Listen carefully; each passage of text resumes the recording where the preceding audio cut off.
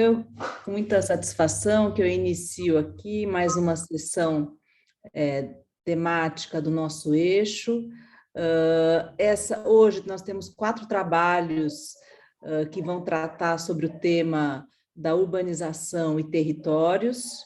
O primeiro trabalho a ser apresentado é Urbanização dispersa em pequenas e médias cidades do interior paulista, implicações socioambientais, de autoria do João Jaime de Carvalho Almeida Filho e do Jonatas Magalhães Pereira da Silva. O segundo trabalho será Notas sobre o Rural como objeto de estudo para arquitetos, da Cecília Correia Lenzi. O terceiro é Análise da dinâmica urbana de Martins, Porto Alegre e Pau dos Ferros, para o fortalecimento da rede de cidades interiorizadas do semiárido do Alto Oeste Potiguar, de autoria da Raíssa Campelo, Maria da Conceição Lacerda, Olga Souza e Silva, Tams Moraes Campos. E quem vai apresentar hoje é a Olga. Depois, o quarto trabalho, Combinação de abordagens, uma investigação morfológica diacrônica de Viana, André Augusto Pereira Guimarães, Flávia Botéquia e Davi dos Santos Viana. Conforme as instruções, da organização, cada um de vocês terá 15 minutos no total, entre todos os coautores e apresentadores, e depois a gente abre para o debate, tá? Não sei, eu acho que eu posso avisar vocês quando faltarem 3 minutos, aqui no chat, tudo bem? E a ideia é que depois a gente tenha tempo para as questões do público, minhas e entre os autores também.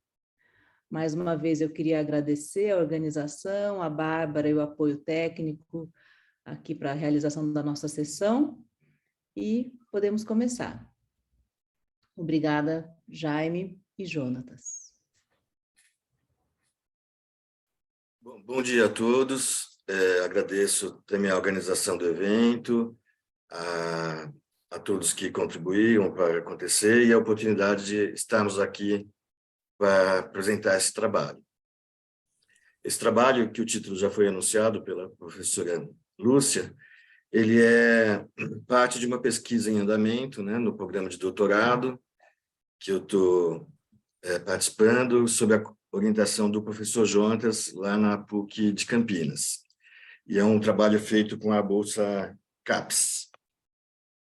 Bom, a gente aborda uma questão da urbanidade com alguns aspectos. E um dos aspectos é a dispersão urbana. Então, a gente, quando viu aqui os eixos temáticos do ENAMPAC, a gente percebeu uma afinidade com esse tema aqui, à medida em que a urbanização dispersa, ela é um fenômeno indutor da perda da urbanidade e também um gerador de tensões que comprometem uma boa distribuição de recursos e dividendos econômicos e sociais. Aí a gente entendeu a afinidade que a gente teria com esse eixo e nos escrevemos para esse, O que a gente faz aqui, e o que a gente está apresentando aqui nesse trabalho, é uma análise da fragmentação da cidade por meio de imagens do Google Earth. Na pesquisa, tem também um trabalho de campo, mas que não entra aqui nesse recorte que a gente está apresentando hoje. Esse trabalho ele foi realizado em 62 municípios, uma amostra estratificada com alguns tipos de cidade, que eu vou mostrar logo mais agora, E a gente identifica os fragmentos urbanos, tanto na mancha principal quanto fora dela, dentro do território dos municípios. A gente quantifica, mede e analisa as tipologias de ocupação e as distâncias dela em relação ao centro principal. E aí a gente procura mostrar o estágio e as características do fenômeno da dispersão nesse universo urbano que é de pequenas e médias cidades do interior de São Paulo. Ainda acho que antes de entrar propriamente no resultado, vale considerar algumas questões aqui que são parâmetros para a gente nessa análise. a gente está vendo aqui uma dicotomia então, entre coesão e dispersão da cidade, né? A coesão, para nós, então, é determinante, né, para o melhor uso dos recursos, dos dividendos econômicos e sociais, em oposição à dispersão, que gera dois tipos de questões. Um tipo mais objetivo, né, as deseconomias em relação à mobilidade das pessoas, a eficiência dos equipamentos e infraestruturas, e um tipo talvez menos objetivo, ou também objetivo, podemos dizer, é a desagregação social e a dificuldade da convivência entre os cidadãos, né? Lembrando, nesse ponto de vista, o enunciado do Lefebvre, né, que o urbano é o lugar de encontro, prioridade do valor de uso, né, em relação a um tempo promovido à posição de supremo bem entre os bens, o tempo como supremo bem entre os bens, né? Então, a perda da coesão como algo que interfere especialmente na questão do tempo, né? Também, outras coisas que a gente tem como pano de fundo é que esse é um processo progressivo nas cidades, né? Aqui temos um extrato de uma citação da Expósito, né? Não se trata mais apenas de processo de aglomeração urbana, se expressam em tecidos densos, contínuos, né? Característicos da urbanização fordista, mas também de estruturas espaciais reticulares, que combinam concentração e vazio, espaços urbanos muito mais orientados pela circulação do que pela localização. E também pela diversidade de formas com que o fenômeno ocorre, né? A moradia de pessoas de baixa renda, para a segunda residência de pessoas de alta renda, para a localização de áreas industriais e comerciais e outras, conforme já verificado em outras regiões do país, aqui em Lima, né? O foco da pesquisa, então, está em pequenas e médias cidades e também aborda a perda de características de compacidade e densidade. Essa amostra, ela vem de uma pesquisa anterior, né, que abordou o universo, a influência das usinas de cana-de-açúcar no universo urbano aqui. Mas isso não vem para essa pesquisa agora. O que vem é a base de conhecimento, porque nessa pesquisa anterior a gente fez um levantamento intensivo de dados socioeconômicos desse conjunto de cidades que estão nessa região do estado que a gente chamou de polígono da cana-de-açúcar, né? A gente estudou essa questão, que agora fica de lado, e o que vem é a leitura socioeconômica que foi feita aqui de toda essa região. E aí nós distinguimos que, dentro de um universo relativamente homogêneo e privilegiado em relação ao que é o país, né, as cidades guardavam diferenças entre si de acordo com alguns fatores. Um era o tamanho, né?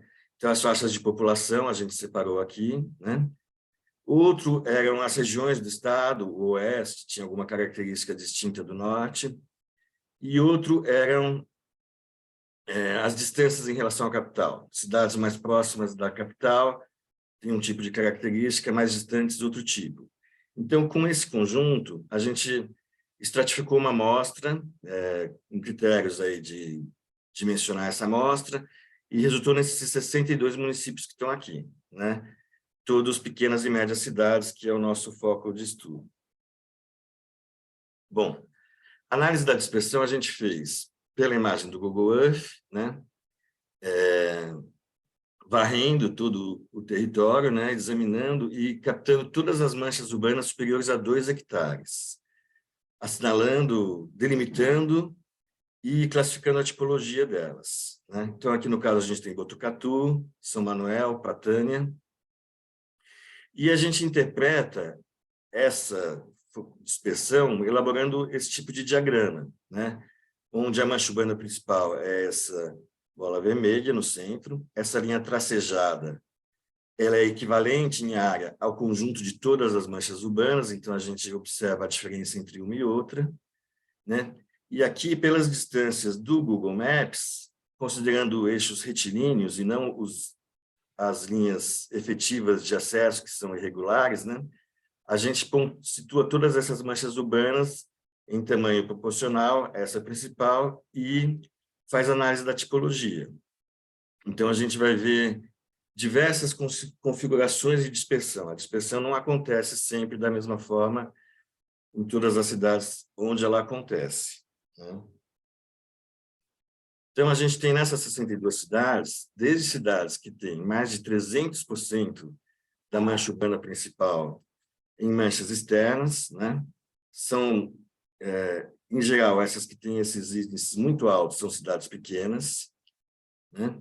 Depois a gente vem com essa curva descendo, uma margem aqui entre 0 e 50%, bastante comum na maioria delas, né? Até algumas cidades lá na ponta, que não tem nenhum fragmento externo, não foi identificado nenhum fragmento externo nessa análise que a gente fez. Aqui, esses mesmos números, aqui as mesmas cidades, mas trazendo em números, né? Então, desde as mais dispersas até as menos dispersas que estão aqui. E aqui elas estão assinaladas de acordo com aqueles critérios de formação da amostra, se elas estão no norte ou no oeste, a que distância elas estão da capital e pelo tamanho. Então, a gente vai ver o seguinte, que entre as pequenas cidades, entre as menores, tem tanto as que são muito fragmentadas, e elas, em geral, têm questões particulares de cada uma, né, para definir, ou então as que não, são bem pouco dispersas, e as maiores cidades estão aqui na faixa central desse ranking, predominantemente, né? Entre as cidades um pouco maiores, a mais fragmentada, Avaré, né? E entre as realmente grandes, Botucatu, aquela que a gente viu, grandes dentro do meu universo aqui, né? Que é média dentro de uma classificação geral. Botucatu, depois Mogi Guaçu, e vamos indo, né? Eu vou mostrar os diagramas de algumas delas aqui para a gente olhar um pouco e pensar um pouco junto. Antes disso, a gente tem um resultado geral dessa análise, né? Primeiro, em termos de área, né? Os fragmentos externos, eles representaram no conjunto 18% da área urbanizada, e os fragmentos principais, 82%. Em número de fragmentos, né? Os externos são 86% do número, são numerosos, né? É uma coisa realmente dispersa, e os principais, 14%. Bom, aqui os diagramas, então, de algumas cidades para a gente pensar um pouco, né? Mogi Guaçu e Botucatu estão entre as maiores cidades da amostra, né? Mais de 100 mil habitantes na zona urbana. Ambas têm uma dispersão bastante significativa, né? Quando as cidades são maiores, proporcionalmente, essa dispersão não é tão grande como é, por exemplo, aqui, em Elias Fausto ou em Guapiaçu. Mas ela é grande em números absolutos, né? São vários satélites, né? Isso está muito ligado a uma estrutura rodoviária, né? E diversificados satélites, como aqui em Mogi Guaçu, também como em Botucatu, né? Mas há diversas configurações que interferem com isso. São José do Rio Pardo, por exemplo, é uma cidade que tem uma dispersão importante, até muito por causa da característica topográfica, topológica, né? Quer dizer, ela é cortada pelo rio, o rio ele é todo cheio de meandros e de curvas, e ele gera fragmentos próximos do fragmento principal, grandes, mas que estão separados até por conta dessa presença do rio. Miguelópolis traduz muito um fenômeno que a gente percebeu que é muito mais frequente do que a gente imaginava, que são as cidades que estão à margem dos cursos d'água, né, das represas e dos grandes rios do estado, que tem uma série de urbanizações, todas do mesmo tipo, todas ligadas a lazer, a segunda residência, né, as coisas de turismo e tal. Álvares Machado, assim como Guapiaçu, são cidades, pequenas cidades vizinhas de grandes cidades, né? Essa é vizinha de Presidente Prudente, e aí esse roxo aqui significa urbanizações que são expansão da malha urbana do município vizinho, né? Então, muito influenciada por essa vizinhança, assim como Guapiaçu, influenciada por São José do Rio Preto, né? Tem outras cidades mais perto de São Paulo, como Elias Fausto e Laranjal Paulista, que são bastante influenciadas, muitas ocupações informais, que, na verdade, são isso que no interior o pessoal chama de chacreamentos, né? Loteamentos com lotes de 1.000, 2.000 metros quadrados, para lazer também, mas não com a mesma característica desses aqui da beira da água, né? E tem cidades que também são pouco dispersas, como Jaboticabal, Leme e até mesmo Jales, que tem um tamanho médio e não identificamos nenhum fragmento externo. Tá? Também analisamos as tipologias, né? E aí vamos me fixar aqui nessa análise por área, né? E aí a gente vai ver o seguinte: as duas áreas, os dois tipos que mais ocuparam a área nesse conjunto das tipologias dos fragmentos externos são exatamente esses fragmentos de lazer à beira dos corpos d'água e os informais, os charqueamentos em geral. Também tem um destaque fragmentos diversificados, que em geral estão perto das manchas urbanas e representam a própria expansão da cidade, só que não conectados a ela diretamente. E esse verde claro são os condomínios fechados, né, que também estão aparecendo em número e em área importante e aparecem também dentro das manchas urbanas, mas também fora, né? Aí a gente tem aqui outros tipos: bairros rurais, campos universitários, ocupações da frente da rodovia, como postos de gasolina, indústrias, motéis, coisas desse tipo, né? Alguns conjuntos habitacionais, mas sendo esses aqui que a gente destacou os tipos principais, né? Rapidamente, indo para as conclusões, né?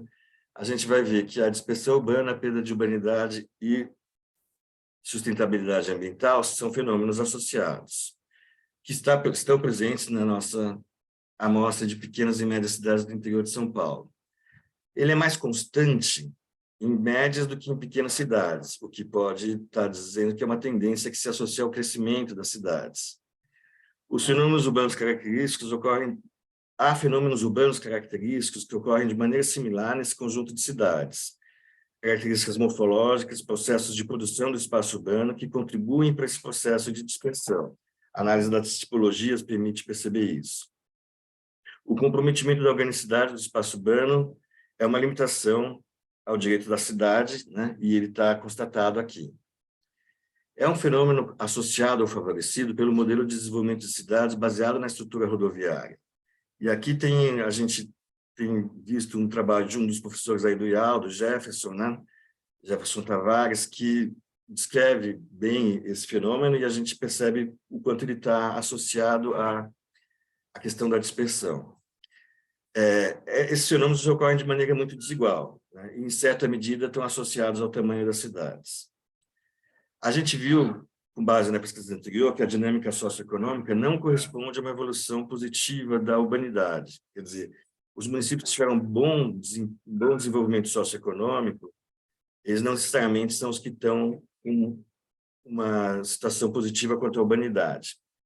E que aqueles recortes iniciais que formaram a nossa amostra, eles não também necessariamente se rebatem na leitura que fizemos. E aí temos aqui as citações da apresentação, da própria apresentação. É isso, acho que eu fiquei bem nos 15 minutos aí. Foi ótimo, obrigada, Jaime. Certinho. A gente vai, então, na sequência, fazer as apresentações. E aí eu vou pedir para quem está assistindo e tiver pergunta, para guardar a sua pergunta, e assim que a gente finalizar as 4 apresentações, a gente vai abrir uma rodada de perguntas e, enquanto o tempo puder, a gente vai abrindo novas rodadas. Tudo bem? Então tá. Cecília, por favor. Oi, pessoal. Deixa eu abrir aqui a apresentação.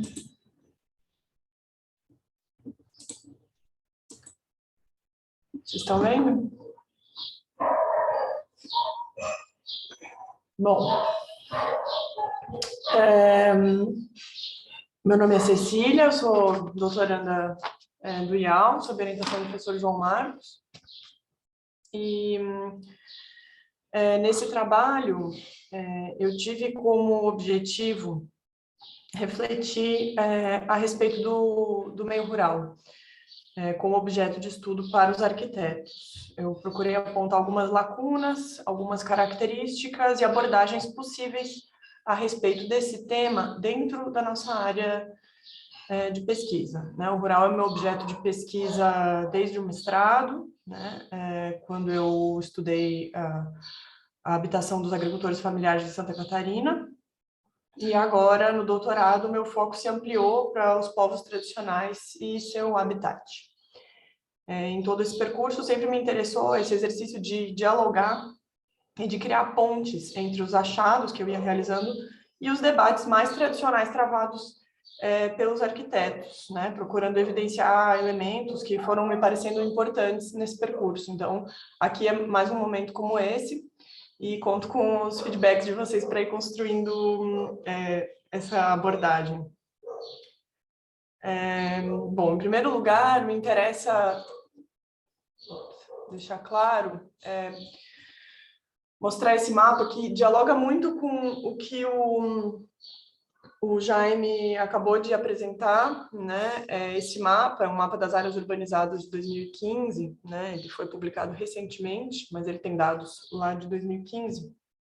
E ele mostra essas manchas em vermelho, elas indicam as áreas urbanizadas em municípios, são as áreas densas e pouco densas, de municípios com mais de 100 mil habitantes, né? Muitos dos municípios, inclusive, que o Jaime mostrou ali, não estariam, então, incluídos aí, né? Porque são municípios até 20 mil habitantes, são municípios menores, né? Mas esse mapa, para mim, ele traz informações que são essenciais, porque mostra que dos 850 milhões de hectares que compõem o nosso território, não é a maior parte que está urbanizada, né? Essas áreas que estão em branco, elas não estão vazias, elas têm cidades menores e elas têm, né, em grande parte, outros usos não urbanos, e tem dinâmicas econômicas, sociais acontecendo, enfim, e é sobre essas áreas que eu vou falar. Bom, se tratando de um evento, né, que trata das pesquisas em arquitetura e urbanismo, eu acho interessante também destacar que, se a gente pudesse imaginar um mapa que territorializasse os estudos de caso da maior parte das pesquisas em arquitetura e urbanismo, né, aí seria até interessante isso ser feito, né, em algum momento, pegar os estudos de caso e pôr no mapa, né, do Enon Park, por exemplo, né, provavelmente a mancha seria parecida, né? É um palpite, né, que eu tenho, mas isso serve também para a gente, para mim, para evidenciar que é uma lacuna importante, né, no nosso campo de pesquisa, a dedicação da maior parte dos trabalhos, né, que a gente tem na nossa área, que são dedicados a essas áreas urbanizadas e principalmente as mais densas, principalmente as maiores, né? E o trabalho do Jaime vem para reforçar o meu lado aqui, né? De cidades menores, né? Então, uso isso para justificar também a relevância de olhar para essas outras áreas, né? Eu acredito que conhecer e pesquisar as áreas não urbanizadas pode ajudar a gente a refletir, né, inclusive sobre questões que são estruturais dentro do nosso próprio campo, né, seja para ampliar o repertório quanto a outras formas de morar e viver, né, lembrando que, destacando, né, as áreas rurais em si, que atualmente a gente tem 26 identidades de populações tradicionais reconhecidas pelo governo, que somam aí, numa estimativa, quase 5 milhões de pessoas, além das 5 mil localidades e agrupamentos quilombolas, que estão sendo atualmente mapeados pelo censo de 2020, e 300 etnias indígenas, que somam quase 1 milhão de indígenas ainda. Então, dispersos, né, por esse território, existem muitas populações que estão fora das áreas urbanas, né? Além disso, as análises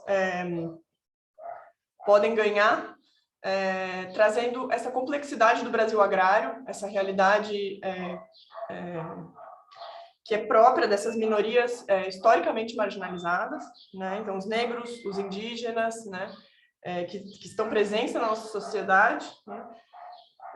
Dando pistas para a construção de um campo de estudos mais democrático e menos colonizado dentro da nossa área da arquitetura.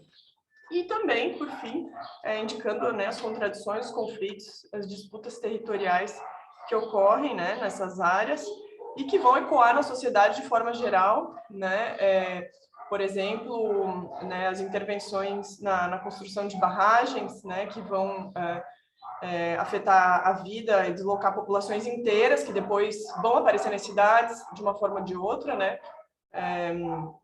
Ou mesmo no caso da implementação de parques nacionais, que são geralmente... Desculpa o barulho, gente, caminhão do lixo passando aqui na rua. Não estou na área rural. Então, a implementação de parques nacionais também, que historicamente no Brasil visam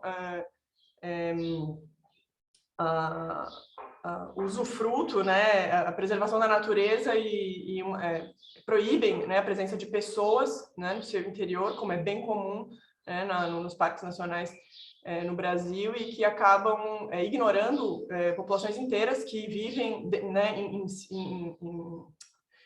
em sintonia, né, com aquele ambiente, dentro daquele ambiente, que também são expropriadas. Então, é uma série de dinâmicas que podem contribuir, eu acho, com o nosso campo de pesquisa, né? E complementar, né, os estudos que já estão, né, no nosso campo. Bom, dentro do universo de pesquisas que abordam o meio rural, desculpa, isso. Eu percebi, estudando, né, nesse percurso, que existe uma ênfase dos arquitetos que vão estudar o meio rural nos aspectos da moradia, né?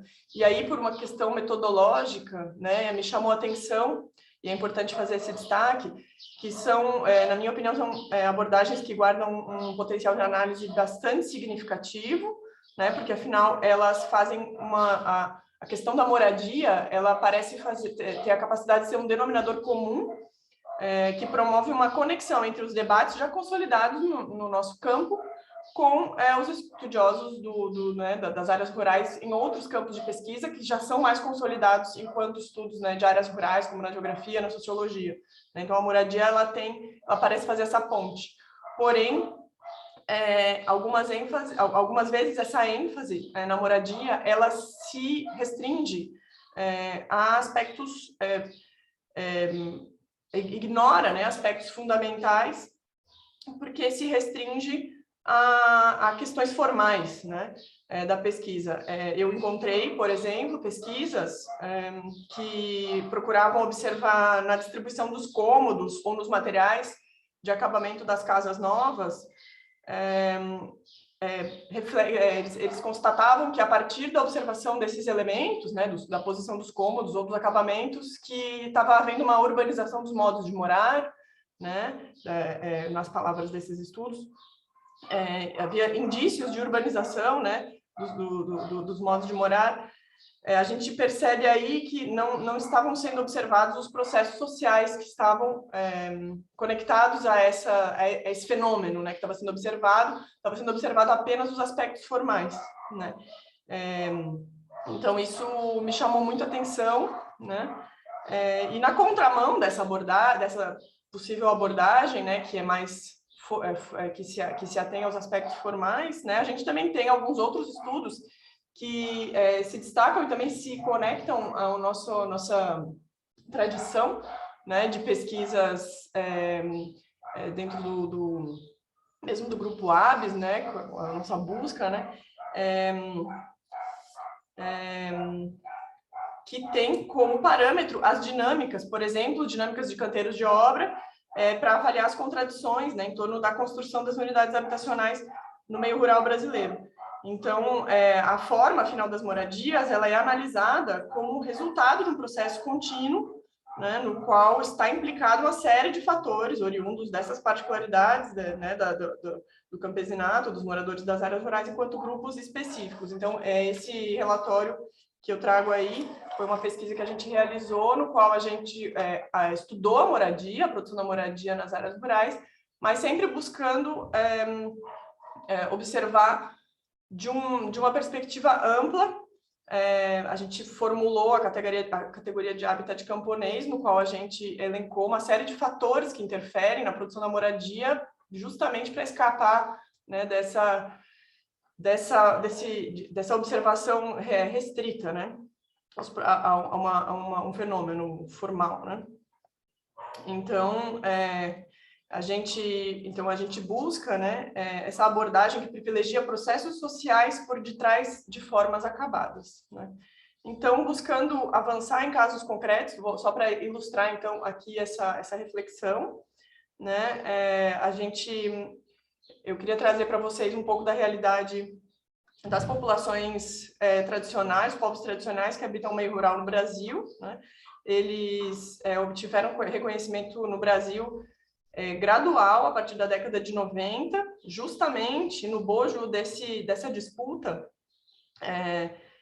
do conservacionismo, né? Quando se espera preservar a natureza a partir da criação de parques, a partir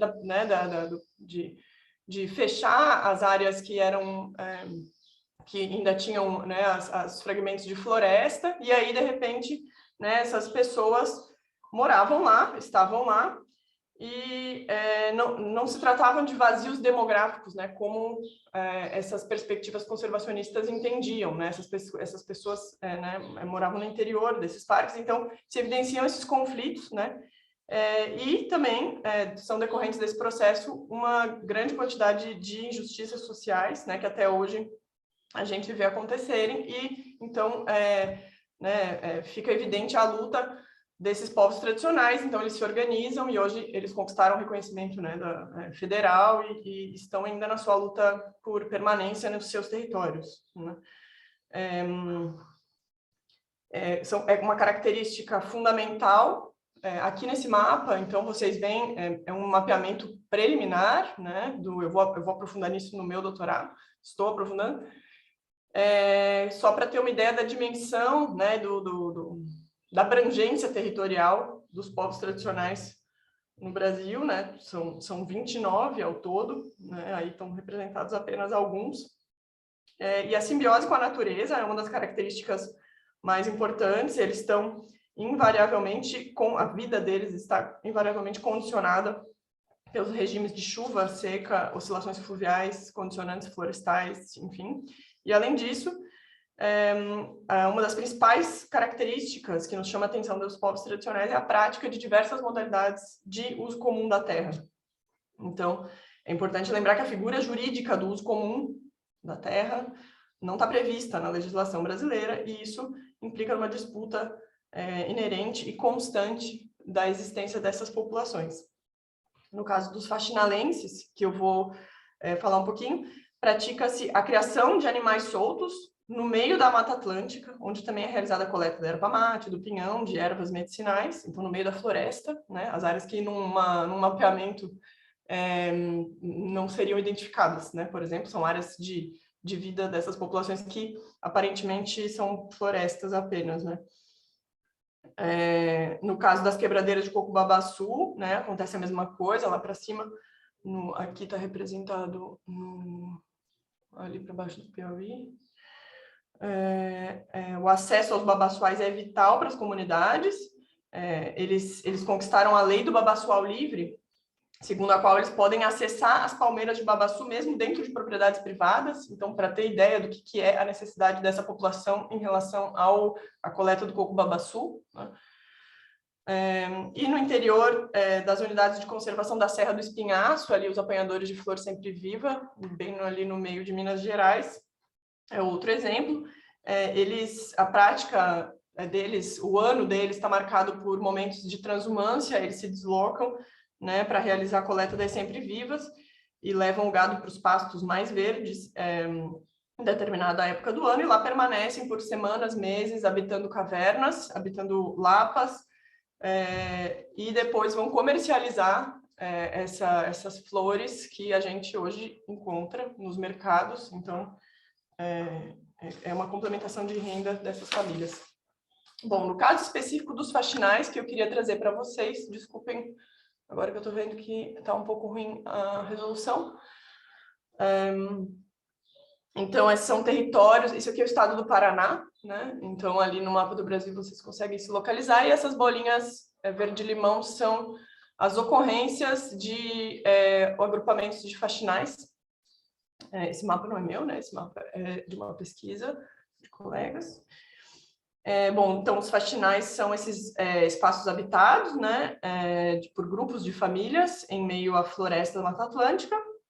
Então, eles usam a floresta para criação de animais à solta. Os animais de várias famílias vivem em conjunto no meio da floresta. Eles também, além da coleta, né, da erva mate, a extração de elementos da floresta, eles também têm as roças para garantir o autossustento e alimentar a sua criação. No último levantamento da articulação Puxirão dos povos faxinalenses, que é um movimento social em torno do qual eles se organizam. Oi, Cecília, Notícia... desculpa te interromper. Se você puder finalizar em 1 minuto, a gente já está perto do nosso tempo. Tá. Tá bom, obrigada. Então, eu vou para as conclusões. Desculpa, obrigada.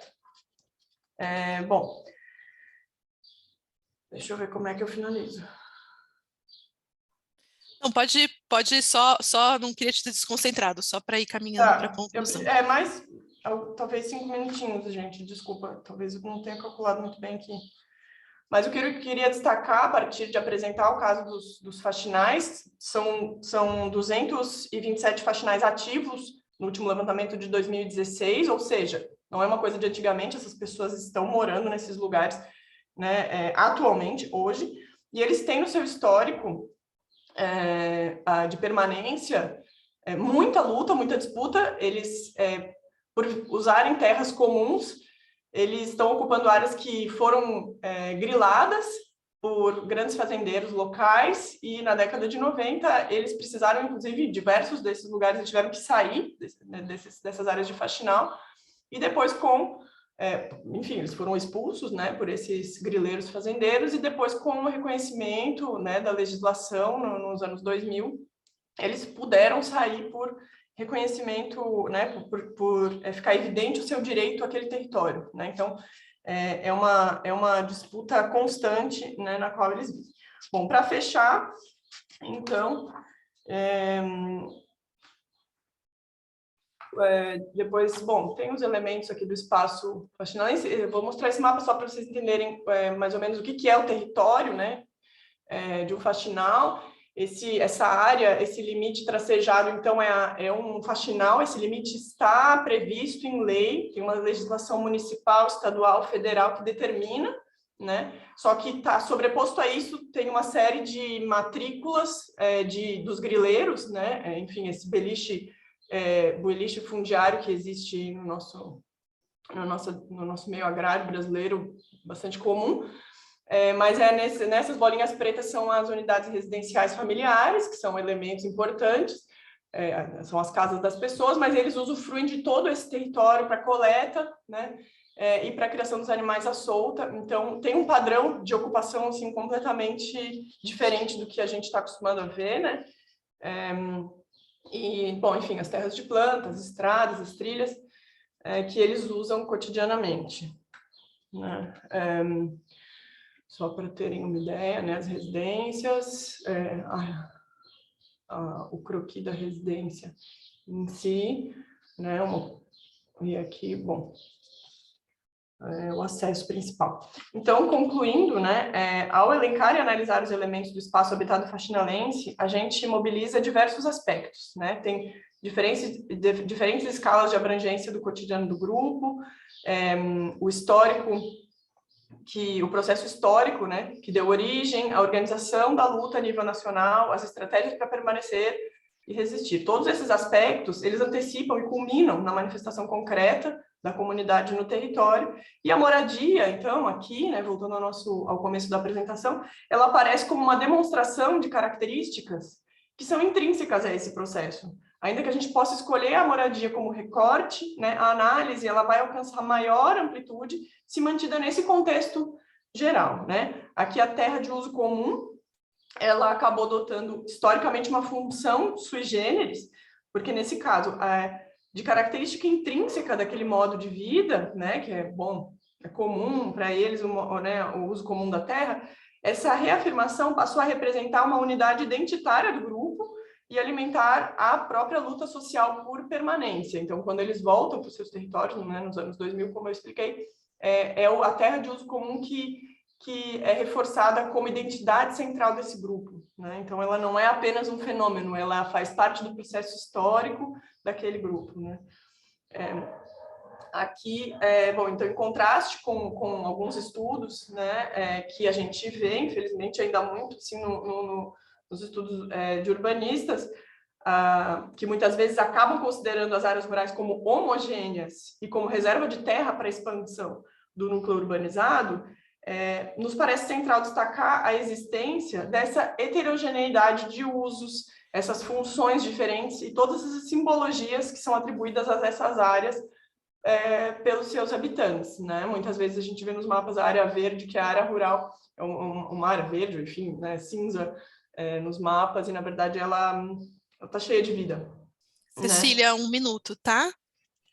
Assim, tendo como referência as dinâmicas próprias de um espaço como aquele dos faxinais, podemos passar a compreender o meio rural como local de vida, de práticas próprias e culturalmente relevantes. É isso, gente. Desculpa por não ter me organizado com relação ao tempo, passei um pouquinho. Tudo bem, obrigada, Cecília. Então, eu vou passar agora para a apresentação. Quem vai apresentar a análise da dinâmica urbana de Martins, Porto Alegre e Pau dos Ferros será a Olga. É isso, Olga? Isso. Só um minuto para apresentar. Algum coautor presente, Olga?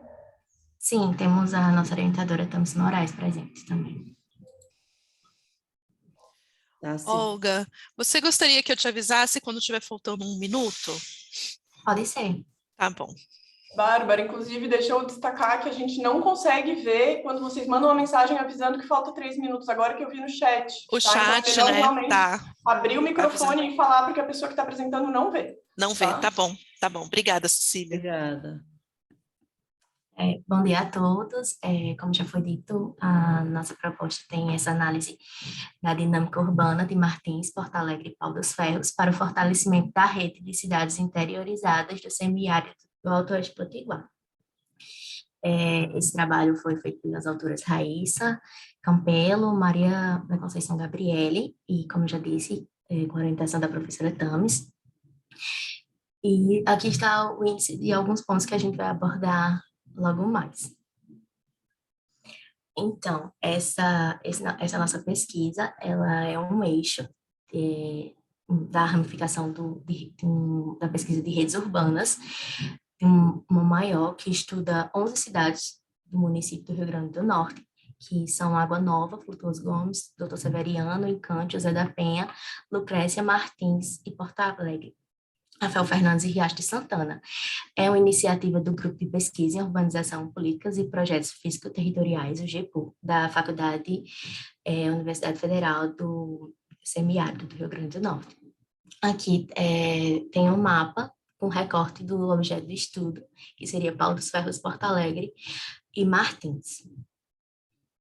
Os procedimentos metodológicos utilizados foi a visita em loco nas cidades, a utilização da cartografia cedida por profissionais dessas cidades, em imagem de satélite, conversas informais com pessoais e representantes, e o levantamento fotográfico.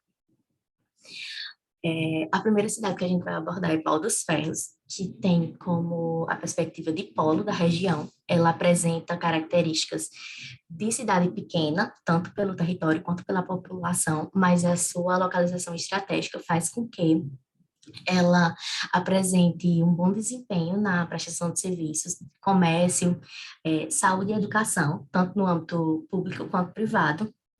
E isso faz com que o movimento pendular dela seja além do esperado, e esse fluxo pendular, ele interfere também na forma que a cidade está sendo desenvolvida, porque o fator mobiliário, ele é muito voltado para essa população flutuante, e a presença de tipo kitnets, de coisas do tipo, onde atende a Faculdade Federal, Estadual e o Instituto Federal de Ensino Médio. A outra cidade é Martins, que pertence ao Polo Serrano da região, localiza-se a 45,9 quilômetros de Pau dos Ferros, também cidade pequena, e sua maior fonte de renda é o turismo. Eles abrangem esse potencial cênico-paisagístico de uma forma mais privada, onde o campo hoteleiro, Mirantes e também festival gastronômico é o de suas maiores atrações, e tem essa relação de favorecer a Pau dos Ferros também. Assim como a outra cidade, que é Porto Alegre, só que ela apresenta um turismo mais voltado para o natural, com trilhas, cachoeiras, e isso faz uma relação a Martins, já que elas territorialmente já fizeram parte do mesmo território, uma vez que Porto Alegre foi uma das terceiras vilas criadas na região, só que não desenvolveu tão quanto Pau dos Ferros, porque um fator que limita isso é a sua topografia. Então, territorialmente, ela não consegue se desenvolver tanto, mas o turismo dela também é atrativo para além da rede. Em questão da interdependência, onde a gente viu essa questão das 3 cidades estudadas para a rede, que é onde a gente quis comprovar, é que o turismo, ele há esse produto de consumo em relação, e Pau dos Ferros, ele atua de serviço, porque Martins e Porto Alegre usufrui das mesmas, onde todo dia vem estudantes, e a Feira Livre também, que essas cidades, elas trazem o material produzido. Então, foi mais isso de interdependência. A gente não trata como a dependência das cidades turísticas a Pau dos Ferros. A gente quis ver essa perspectiva de interdependência mesmo. Outra coisa é a questão da diferenciação do turismo, apesar de um ser mais privado e o outro ser mais natural. Ambas, elas oferecem de forma grandemente para além da rede. E, para concluir, de forma bem breve, podemos ver que essa rede de cidade do interior do semiárido, ela acontece e interfere na forma da produção urbana.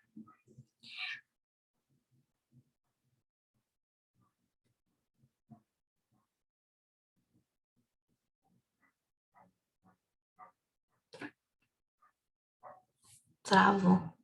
Travou, Olga. Estão me escutando? Sim. Agora sim, mas pode retomar a conclusão, porque parou ali. Pronto. A questão da produção urbana, essas cidades, elas atuam, a dinâmica delas do turismo como principal fonte de renda, ela interfere na questão socioambiental, e Pau dos Ferros também.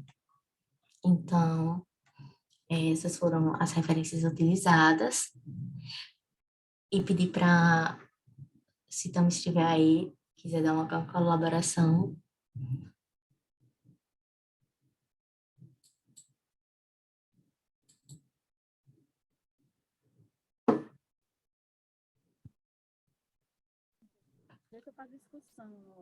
Bom dia, pessoal. Mas é isso, gente. Quisemos tratar essa rede. Oi, Tamis, o seu microfone está bem baixinho. Melhorou agora? Melhorou. Sim. Eu acho que pelo tempo a gente vai deixar qualquer coisa a mais para discussão, né? Melhor? Ainda Vocês temos têm tempo? minutos? Tem. Quantos? Ó, pelas minhas contas, mais uns 7 minutos. Mais 7 minutos.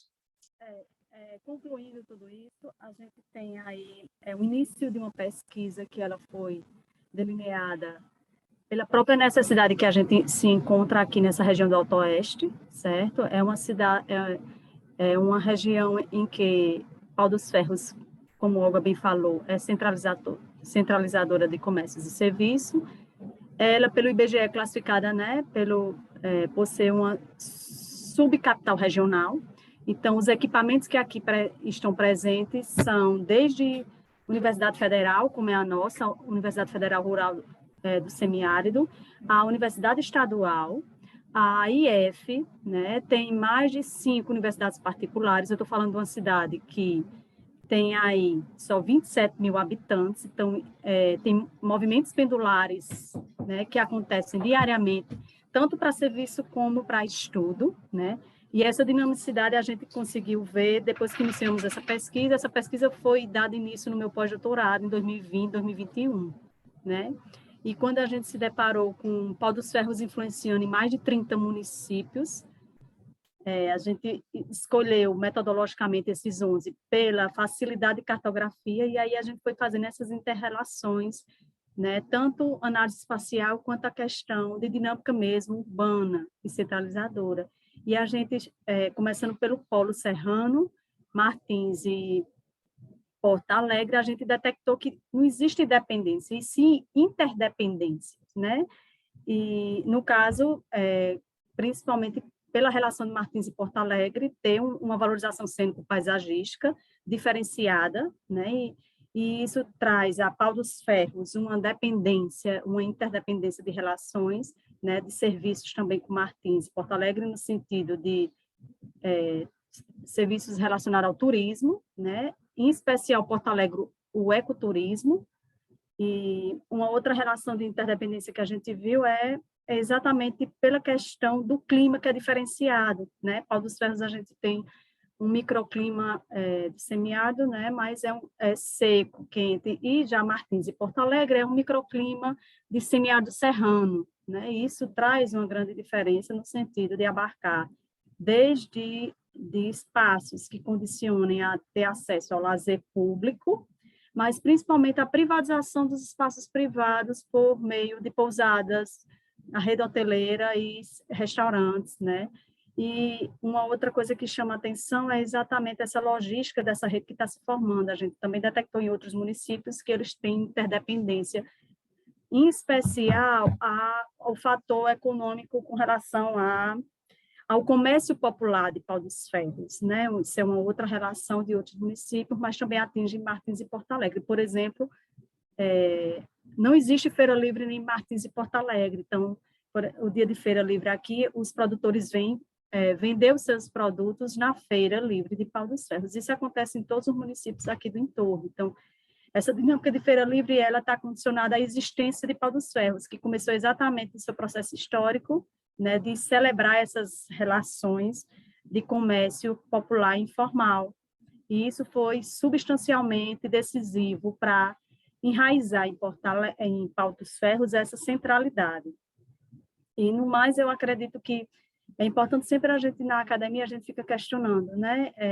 Qual é o nosso papel diante da sociedade? Essas demandas exatamente chegaram para o nosso grupo de pesquisa, o GEPUL, diante de tantas oportunidades que a gente teve de fazer, pesquisar e fazer viagem a esses municípios para tentar entender a dinâmica. Pagamos também disciplinas que iam para esses municípios, a gente trabalhou esses municípios também com alunos, e foi diante dessa demanda que a gente viu entender o contexto socioespacial que essa pesquisa está dando aí esse início, né? E, no mais, eu acredito que é importante entender a interescalar, na verdade, a multiscalaridade, né, de Pau dos Ferros. Pau dos Ferros, em termos de gestão urbana, ela é de cidade pequena. Em termos de classificação de dinâmica regional, como eu disse, ela é subregional, já oficialmente pelo IBGE, sub-região. Em termos de polarização, ela é capital de uma região do Alto Oeste, aqui do nosso estado do Rio Grande do Norte, que abarca aí, como eu disse, mais de 30 municípios, principalmente devido aos equipamentos regionais que foram instalados, né? Então, desde a saúde, a educação, ela vem polarizando essas duas dinâmicas. A educação, principalmente, por ter uma grande quantidade de universidades, institutos federais, né? Universidades, seja elas públicas ou privadas, e a educação, e o comércio também pela feira livre, né? Essa feira livre, gente, ela tem história aí desde o final do século XIX, né? Ela começou muito pequena, e hoje ela atende e abarca diariamente o comércio popular das regiões vizinhas também, das cidades vizinhas, num impacto aí, como eu disse, a mais de 30 municípios, né? Então, é uma dinâmica muito importante para a gente analisar, e dentro desse contexto, a gente sempre diz, a gente está trabalhando em 11 municípios, mas a gente tem tantas outras demandas dos outros municípios que a gente fica aí metodologicamente amarrada, mas como eu disse, foi por questão de ter acesso à cartografia, que é muito difícil, essas cidades pequenas que a gente está trabalhando, para vocês entenderem, é em torno de 3 a 13 mil habitantes, são cidades muito pequenas, né? Então, assim, a parte de gestão urbana, a parte de cadastro imobiliário não existe, né? Esses 11 foi que a gente conseguiu exatamente por ter acesso ao engenheiro agrônomo, que é quem, vamos dizer, domina aqui a parte de topografia, quem faz o levantamento para as prefeituras. E foi daí que começou, metodologicamente, a escolha desse município, mas a gente tem uma demanda muito grande de estudos nessa rede, né? Então, isso é só um início, a gente agradece o espaço, né? E não sei se o tempo ainda já extrapolei, mas a gente, qualquer coisa, deixa mais para as discussões. Tem muita coisa para falar, é bem interessante. A gente que veio, eu trabalhava com região metropolitana, né? De Natal. E quando a gente vem para o semiárido e vê essa dinâmica toda embaixo dos nossos olhos acontecendo, tanto dinâmica espacial como socioespacial, a dinâmica a questão econômica mesmo.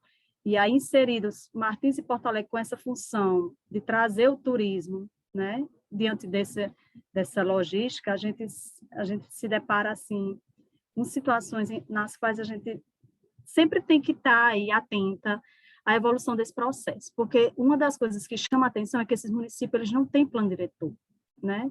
Não tem código de obra, não tem legislação urbanística coerente com o processo de urbanização que está acontecendo de maneira extensiva, né? De maneira dispersa, e, ao mesmo tempo, de desigualdade socioespacial. Então, quem tem privilégio, né, o uso e o consumo daquela terra urbana próxima aos mirantes, que tem essa paisagem, né, que Olga mostrou, essa valorização da paisagem, são as pessoas mais abastadas que compram os lotes e faz por onde acontecer esse serviço de hotelaria, né, de restaurante e tudo.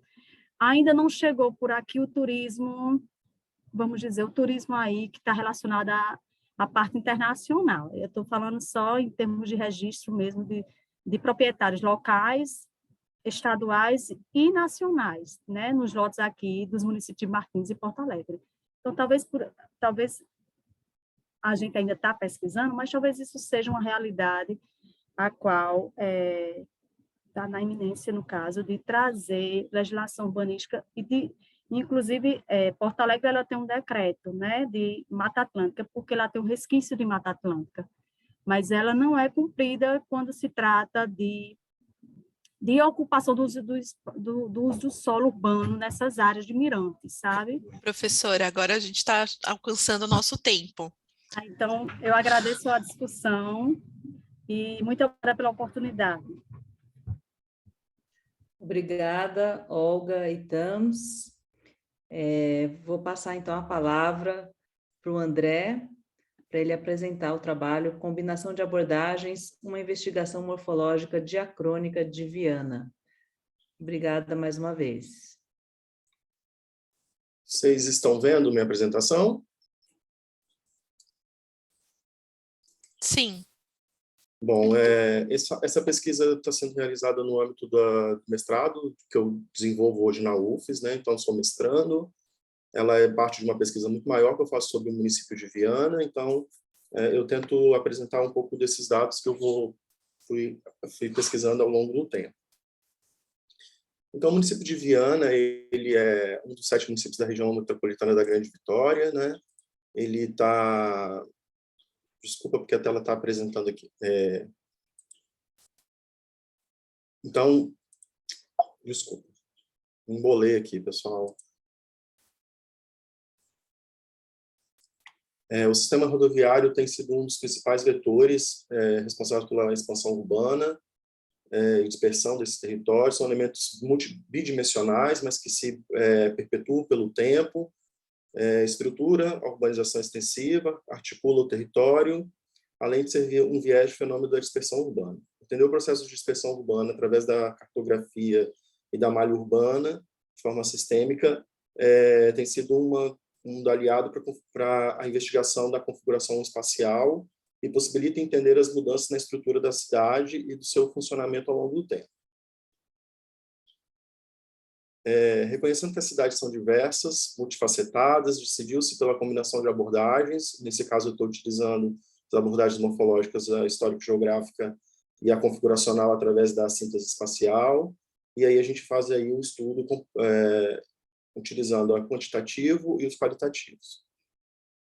Viana, junto com a capital Vitória, é um dos 7 municípios da Grande Vitória, da região metropolitana, o terceiro em território, e possui hoje uma população estimada de 80 mil habitantes, aproximadamente. É uma das menores cidades, né, em relação à população e à urbanização. Sua ocupação remota ao século XVI. Hoje, nos limites de Viana, ficam os requisitos da fazenda Araçatiba, uma das mais importantes fazendas jesuíticas do Brasil colonial. Ela funcionava como fornecimento de alimentos, cana-de-açúcar, farinha, para a capital Vitória, que tinha um colégio jesuítico chamado São Tiago, e também é uma das primeiras, do primeiro território que recebe famílias imigrantes, já consideradas imigrantes, que vêm dos Açores e fundam a colônia agrícola de Viana. Ela tem um trocamento que a gente chama, que é um trocamento entre as rodovias BR-101 e BR-262, então ela dá um privilégio aí para o território no sentido de deslocamento, de dinamização. Ao longo dessas rodovias federais que se estruturou o território, e nos anos de 1970 a gente já configura Viana numa transição entre o rural e o urbano, aí, onde já aparece uma quantidade de empresas e já ocupando o território. Então, o objetivo do trabalho é realizar através da combinação de 2 abordagens, sendo ela a histórica e a configuracional, uma investigação diacrônica da dinâmica urbana ocorrida em Viana entre os anos de 1970 a 2020. Metodologicamente, se utilizou a revisão bibliográfica, fizemos um levantamento da cartografia histórica, até mesmo por isso que a gente não vai muito mais preteritamente, antes de 1970, a dificuldade de conseguir a cartografia. Todas as fotos que não estão, né, as fotos atuais que não estão já referenciadas, foram já referenciadas no ambiente de QGIS. Então, a gente, a parte do mapa atual, que a gente chama que é o de 2020, que foi na época que eu iniciei aí os estudos, e a gente faz uma regressão desses mapas históricos, onde a gente faz o desenho, né, um desenho em cima dos mapas, que a gente chama os mapas axiais, e o mapa de segmentos. Após isso, a gente faz uma análise, pode ser feita dentro do software de IPFMAP, ou dentro do software de Space Synthesis Toolkit, que é um complemento do QGIS. Obtemos as medidas sintáticas, os valores que eles vão nos apresentando, e a gente faz a análise e discussão desses resultados. Então, como eu falei antes, para a modelagem do mapa sequencial, a gente utilizou o de 2020, e a partir desse a gente vai fazendo uma regressão do mapa, e aí a gente faz, aqui eu fiz uma apresentação sobre a questão da área urbanizada do município. Essa área urbanizada não é aquela área determinada, né, pela lei, mas sim aquilo que conforma o que está ao redor das linhas axiais, dos mapas axiais, que a gente vai fazendo o desenho, que vai se desenhando, e a gente vai observando o crescimento do território ao longo do tempo, ao longo das décadas, e aí a gente já vai constatando um aumento aí aproximado do dobro entre 1976 a 1978, e também faz um dobro de aumento do território entre 1978 e 1986, e aí depois ele vai continuando constante, e dá para se verificar já também que o território vai crescendo muito mais para o lado nordeste, leste do território, que também faz a conurbação aí com o município de Cariacica, aqui na região metropolitana. Então, a gente selecionamos 14 medidas, que a gente chama de sintáticas, mas a gente pega geométricas e topológicas, geométricas ligadas à área, tamanho de linhas, comprimentos, compacidade, e as topológicas que a gente pega a conectividade, integração global, integração local, sinergia, inteligibilidade, a escolha normalizada e a integração normalizada. Aqui eu faço uma apresentação disso tudo, né, dentro de uma tabela, porque dentro do artigo fica difícil a gente apresentar toda essa evolução, né, com gráficos. Aí eu estou fazendo isso já lá na minha dissertação, aí onde eu apresento esse crescimento, eu vou apresentando por ano, todos os anos, um crescimento a partir do outro, e a gente vê que, de uma forma geral, o território ele teve um crescimento entre os anos de 70 e 2020, o território vai crescendo. À medida que esse território vai crescendo, a população também, lá embaixo, a gente vê que ela também está crescendo. Então, a gente vai seguindo aí pelos números de linhas, pelo comprimento das linhas. O número de linhas dentro da síntese espacial apresenta para a gente como que esse território ele se configura. Então, o número de linhas, o comprimento das linhas, quanto menor uma linha, mais a tendência à organicidade, a tendência a ser um território mais labiríntico. Quanto maior uma linha, ou uma via, no caso, né, que a gente aí já passa lá para o sistema viário, essa indica mais uma ortogonalidade, uma reticularidade do território. O número de segmentos, a mesma coisa, mostra a questão do crescimento do território, e o comprimento dos segmentos mostra, à medida que vai sendo ocupado o território, à medida que vai se ocupando os interstícios desse território, a gente vai vendo uma diminuição desses segmentos, e aí indica também o tamanho mais ou menos do lote, aí à medida que isso vai crescendo. A compacidade, que a gente chama compacidade área refinada, apresentam mais ou menos as mesmas questões, mas eu teria ali no compacidade A o número de linhas por metro quadrado ou por quilômetro quadrado. Então, a gente vê que vai diminuindo à medida do tempo, mas isso vai demonstrando se está mais compacto do território, mais fragmentado.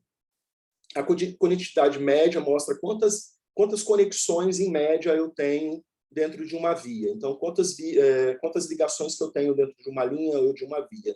Quanto mais conectada, mais em vermelho, no caso da síntese espacial, ela vai aparecendo. Quanto menos em vermelho, ela vai ficando quanto menos conectada, um pouco mais para o lado azul. Então, a gente vê que, na média do município, a gente tem 2 possibilidades por linha de deslocamento, o que indica ser muito baixo. Mostra um território muito fragmentado, muito labiríntico, de difícil movimentação dentro dos bairros. A integração global, ela mostra que vai crescendo ao longo do tempo, então ela mostra me dá a ideia de qual é o melhor local a eu ir, a eu desenvolver certos tipos de atividades, sejam econômicas, serviços. Então, a gente vê que ele vai crescendo porque a gente vai ocupando o território, então vai aumentando essa conexão. Então, eu estou falando de valores médios, tá, pessoal? Então, de um modo geral, eu falo de um valor médio. A integração local mostra para mim, indica onde que melhor ou pode ter serviços ou atividades econômicas e por aí vai. A sinergia e inteligibilidade está ligado à questão de cognição, onde que eu posso, como que o território me indica ali qual é a melhor forma de eu entender esse território a nível global e a nível local. A integração normalizada e a escolha normalizada seguem as mesmas ideias da integração, no caso, e a escolha me dá um pouco mais de ideia de como que esse território se estrutura, com as principais vias dele. Então, eu vou começar a mostrar as figuras daqui para frente, a gente tenta dar uma melhor isso, né? Os valores médios de integração global aumentaram, né, como eu falei antes, mas, de acordo com um trabalho feito por Valério de Medeiros, ele fica um pouco abaixo da média nacional. E, como eu falei, a gente vai vendo o território se modificar ao longo do tempo, à medida que vai se ocupando os interstícios desse território, essas linhas vão mudando, as cores das linhas vão mudando, e aí eu vejo essas questões que eu falei antes, os valores de integração, que é o que eu estou mostrando agora, eles vão aumentando, a gente verifica que a rodovia federal, as rodovias, eu não sei se vocês estão vendo o meu mouse aqui, pessoal, as rodovias federais, então, aqui que no meio, ela vai ficando cada vez mais vermelha, e aí a gente vai vendo também as modificações no interior do território, ao mesmo tempo que a gente vê a baixa interligação dentro desses territórios e a alta dependência da rodovia federal, das rodovias federais, na questão da estruturação desse território e na dependência até mesmo do uso para mobilização e por aí vai. Verifica-se que o nordeste do território ou o leste do território está bem mais ocupado, e aqui ao lado, porque eu não mostrei, mas aqui ao lado vem já o município de Cariacica. A integração local me dá a ideia de onde é melhor as questões de serviços localmente, né? Ela aumenta, como eu já falei, ao tempo, ela mostra a permeabilidade do sistema, quer dizer, aumentou essa permeabilidade, com destaque massivo de Noronha como sendo principal território nesse sentido. Os valores de inteligibilidade, apesar de terem aumentado ao longo do tempo, são considerados baixos, ou seja, verifica-se que o sistema apresenta poucas linhas globais que cortam grande parte do território. A escolha normalizada dá a ideia da estruturação do sistema viário dentro desse território. Ele já me mostra quais são as vias que eu tenho melhor possibilidade de escolha para eu ir ao local. Então, eu vou a um local, que seria a variável de integração, e eu escolho qual via ou qual local para chegar àquele destino. Então, ele já me mostra que realmente quando a gente vai vendo a realidade, as vias mais vermelhas, né, que são as rodovias federais, e algumas interligações dentro do território, que aí eu chamo, não que as rodovias federais não sejam dentro do território, mas eu digo aonde realmente ali tem as moradias, o comércio, também demonstra aí umas vias principais, aqui mais notadamente no ano de 2020, né? Mas tudo isso me mostra realmente que a gente está tratando de um território que foi sendo ocupado aí ao longo das rodovias federais, muito provavelmente, muito impulsionado pela conurbação com a cidade de Cariacica, mas que essa rodovia foi bastante importante para esse esgarçamento aí do território. Então, como conclusão, a ocupação do município se consolida em direção ao Nordeste, mais notadamente na divisão com o município de Cariacica, formando com este uma conurbação. Além disso, neste mesmo trecho está a maior concentração de atividades econômicas e comerciais, e aí isso vai se confirmando pela questão dos mapas lá que eu fui mostrando, onde está mais vermelho, onde está mais azuis, onde as rodovias federais, onde apresenta hoje os comércios de atividades regionais, logísticas, industriais. Apesar dos aumentos nos valores de integração, tendo em vista a ocupação dos vazios urbanos, ainda é possível verificar os vários números e atividades dispersas pelo território e ainda a presença marcante de grandes vazios a serem ocupados, áreas desconectadas, fragmentadas pelo município. Tal fato pode ser um fator dificultador para a mobilidade, então a grande dependência do uso do transporte, também até mesmo dentro do próprio município, a dificuldade entre essa ligação do transporte coletivo, por exemplo. A variável de integração normalizada confirma que os locais mais acessíveis e permeáveis são aqueles no interior dos bairros para as atividades no local e para as atividades com características regionais e industriais estão mais nas rodovias federais. Essas ocorrem nas rodovias federais. Entende-se pela importância da análise morfológica por meio da combinação das abordagens para a compreensão das variáveis que caracterizam o processo de expansão urbana dos municípios brasileiros. É isso. Muito obrigada, André. Obrigado. 5 minutos, certinho. Então, eu vou pedir para todos que apresentaram, se puderem ligar o vídeo para a gente poder conversar. Eu só queria, antes de abrir a palavra, né, as dúvidas de quem está assistindo e entre os próprios autores, eu queria só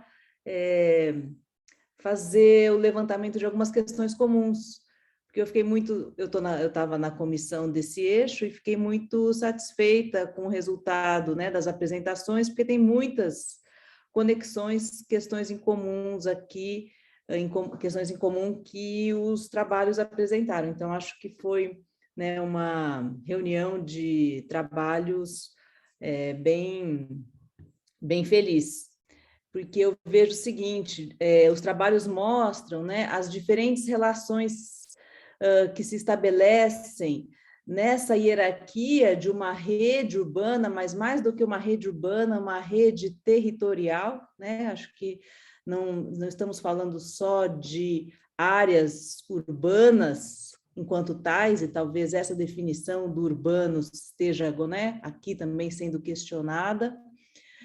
Essa questão da multiescalaridade, como é importante estabelecer essas relações, né, entre as diferentes escalas de uma regional, local e intra-urbana. Também as várias pesquisas mostraram diferentes categorias e métodos, né, para se apreender essas configurações socioespaciais dessas diferentes aglomerações humanas, como eu vou chamar aqui, só para a gente não precisar, né, para poder tratar aqui também da discussão que a Cecília traz. E principalmente nos trabalhos, né, que trouxeram as cidades, o papel das rodovias, né, como importantes eixos de estruturação desse território e de relações entre esses diferentes municípios e aglomerações.